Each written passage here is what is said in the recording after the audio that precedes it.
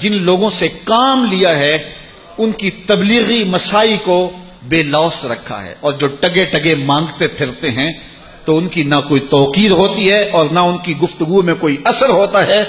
اس لیے ہمیں تبلیغی مسائی کو بے لوث رکھنے کا حکم دیا گیا ہے، اور رسول کریم صلی اللہ علیہ وسلم کی زندگی ہمارے سامنے گواہ ہے۔ اس کے باوجود حضور کی زبان سے یہ بات کہلوائی بھی، قل لا اسألکم علیہ اجرا، اے محبوب فرما دو اے لوگو تم سے میں کوئی اجر نہیں مانگتا، تمہارے تک پیغام حق پہنچایا، تمہیں دین دیا، تم بات سننا نہیں چاہ رہے تھے، میں تمہارے تک بات پہنچائی۔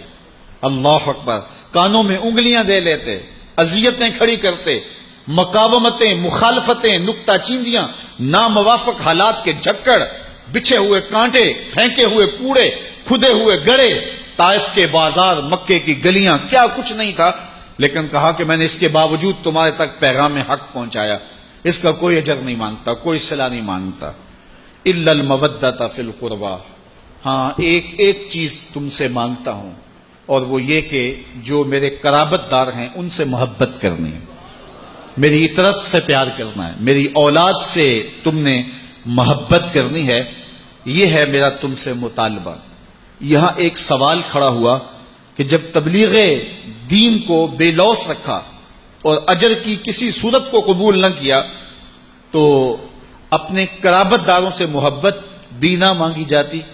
تو اس کا جواب علماء نے یہ دیا کہ قرابت داروں سے جو محبت مانگی گئی ہے یہ قرابت داروں کی ضرورت نہیں، یہ امت کی ضرورت ہے، کہ اگر وہ حضور کے قرابت داروں سے جڑ جاتے ہیں تو پھر ان کے اپنے ایمان کی، اپنے دین کی حفاظت ہوتی ہے۔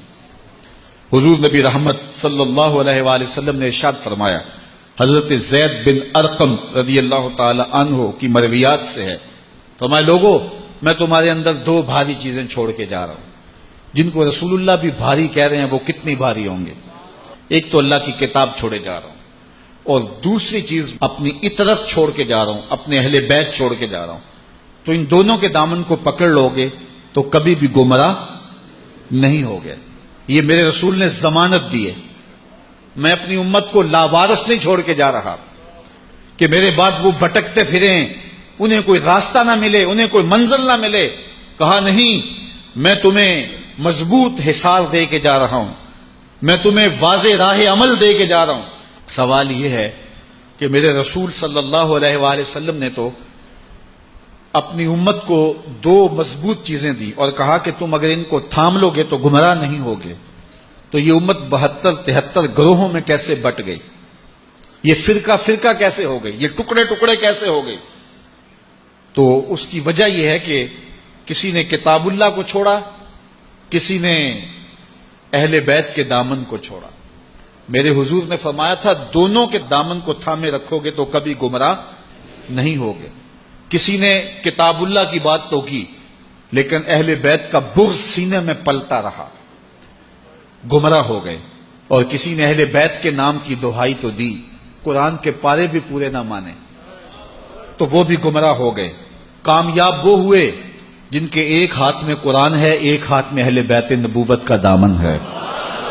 اور میں آپ کو مبارک دیتا ہوں، آپ کے ایک ہاتھ میں قرآن ہے، ایک ہاتھ میں اہل بیت نبوت کا دامن ہے، اور جو دونوں چیزیں ہاتھوں میں رکھیں گے کبھی بھی گمراہ، یہ میری دی ہوئی ضمانت نہیں ہے، یہ آمنہ کے لال کی دی ہوئی ضمانت ہے۔ تم کبھی گمراہ نہیں ہوگے اگر دونوں کے دامن کو مضبوطی سے تھامو گے، کتاب کو بھی نہیں چھوڑو گے، اہل بیت نبوت کے دامن کو بھی نہیں چھوڑو گے۔ اب یہاں ایک سوال کھڑا ہوا اور وہ یہ، کیا قرآن کافی وافی اور شافی نہیں تھا؟ اہل بیت کے دامن کو تھامنے کی تلقین کیوں کی گئی؟ تو صاحبو اس کا جواب یہ ہے کہ ایک ہوتی ہے تھیوری اور ایک ہوتا ہے اس کا پریکٹیکل، ایک ہوتا ہے علم اور ایک ہوتی ہے اس کی عملی مشق۔ اگر تم نے اسلام کی تھیوری دیکھنی ہے تو قرآن موجود ہے، اور اگر پریکٹیکل دیکھنا ہے تو کربلا کے تپتے ہوئے ریگزار میں آل پیغمبر کا کردار موجود ہے۔